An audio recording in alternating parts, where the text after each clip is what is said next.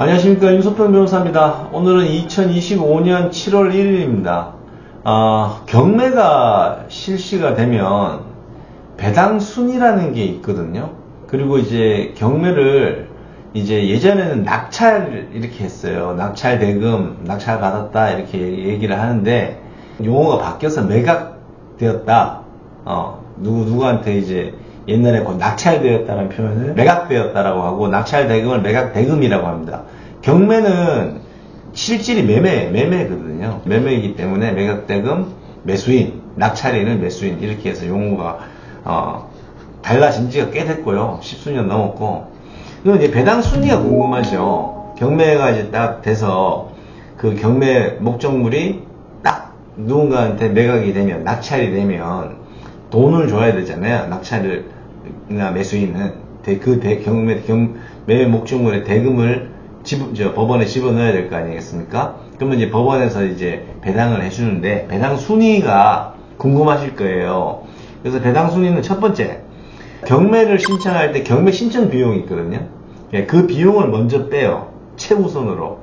그 다음에는 소액 임차 보증금. 그러니까 임차 보증금 중에 전부가 아니라 전입신고 하고 주택만 인도받아 확정일자를 못 받은 경우에 또 받았다 하더라도 서울 지역은 뭐 5,500만원, 그 다음에 기타 경기도 수도권 4,800만원, 나머지 뭐 지방으로 갈수록 뭐 2,800만원, 2,500만원 이렇게 소액보증금이 정해져 있거든요. 요 소액보증금을 먼저 줍니다. 그리고 소액보증금하고 동일한 순위로 최종 임금과 퇴직금을 줘요. 그러니까 경매신청 비용, 그 다음에 소액보증금이라고 동일하게 최종 임금, 퇴직금, 요걸 줍니다. 그 다음에는 당해세라는 게 있어요. 매매 목적물에 부과된 국세, 지방세, 가상금, 가산세 이런 게 있을 수 있거든요. 그거를 또 배당을 합니다.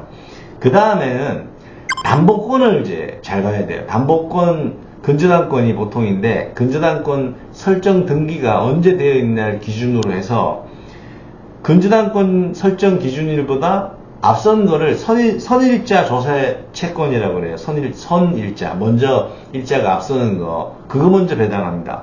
그 다음에 선일자 공과금이 있어요. 국민건강보험료, 이런 4대 보험료 같은 것들. 그런 걸 배당을 해요. 그 다음에는 이제 근저당권, 전세권, 그 다음에 확정일자가 있는 임대차 보증금 순위를, 선순위, 후순위를 따져가지고 이제 배당을 하고, 뭐 동일한 날 됐다 그러면은 비례해서 안분 배당을 하겠죠. 자, 그 다음에는 그 담보권자들, 그 다음에 확정일자가 있는 임차인들 다 배당하고도 돈이 남는다. 그러면은 최종임금, 최종퇴직금을 제외한 기타 근로관계 채권, 뭐 휴업수당, 재해보상, 뭐 여러 가지 있을 수 있어요. 그거를 배당을 합니다. 그 다음에 후일자 세금, 조세채권. 후일자라는 건 근저당권, 담보권 설정 기준일보다 뒤에 발생한 이제 세금, 이런 걸 말하는 겁니다. 그리고 후일자 국민건강보험료 등 사회보험료, 그런 것들이 이제 배당이 되고, 나머지는 이제 일반 채권자들, 가압류를 했거나 말거나, 어쨌든 경매 절차에 참가한 일반 채권자들, 요런 순위로 돼요. 순서가 담보권을 기준으로 해갖고, 좀 달라지죠. 담보권 설정일 기준으로. 담보권에는 저당권, 근저당권, 전세권, 그 다음에 확정일자에 있는 임차 보증금도 포함됩니다. 근데 다 담보권이 없는 경매 목적물이 있을 수가 있어요. 그럴 때는, 다른 건 다 똑같은데, 조세 공과금, 4대 보험료 이런 것들이 근로관계 채권, 최종 임금, 최종 퇴직금 말고 기타 근로관계 채권보다 후순위로 빠집니다. 그러니까 근로자를 더 우대해 주겠다는 거죠. 다시 한 번 더 정리를 해서 보면, 경매가 시작됐어.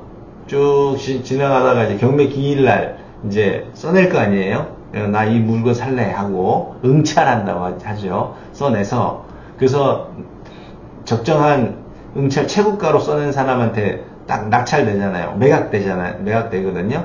그러면은 낙찰자, 매수인은 매각대금, 낙찰대금을 법원에다가 지급을 하면, 완납을 하면, 이제 배당을 들어가는데, 배당 순위는 먼저 집행 비용, 경매 신청 비용, 그 다음에 1순위가 소액 임차 보증금.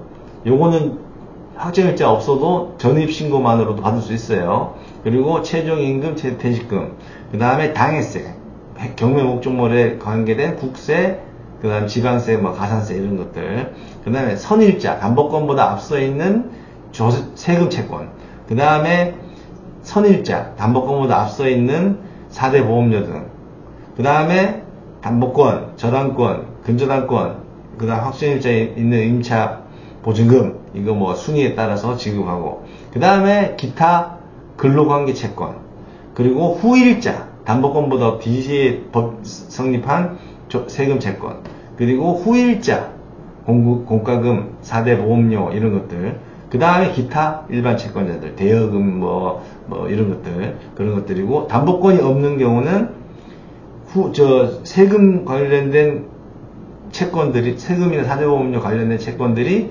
근로관계 채권보다도 후순위다. 근로자를 우선시한다. 담보권이 없는 경우에는. 그러니까 담보권이 있는 경우와 없는 경우를 잘 따져야 되고, 보통 담보권이 있으니까 제가 말한 요 순서대로 배당이 되겠습니다.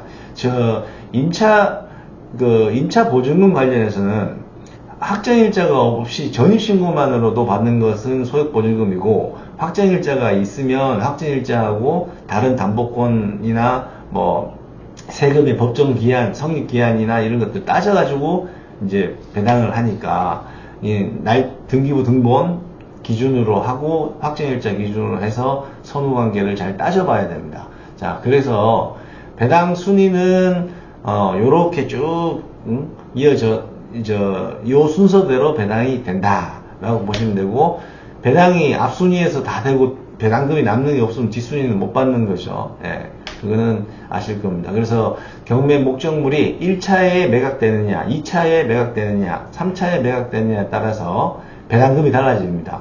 그러니까 보통은 1차 매각에서 2차 매각, 3차 매각 유찰될 때는 20% 또는 30%씩 가격이 뚝뚝 떨어져요. 1억짜리 경매 시작했는데 한 번 유찰되면 8천만원 되고, 한 번 더 유찰되면 6,400만원 되고, 요런 식입니다. 자, 그래서 배당 순서는 요렇게 해서 진행되는구나, 이렇게 알아두시면 되겠습니다. 여기까지 시청해주셔서 감사합니다. 그리고 구독과 좋아요 많이 눌러주시기 바랍니다. 감사합니다.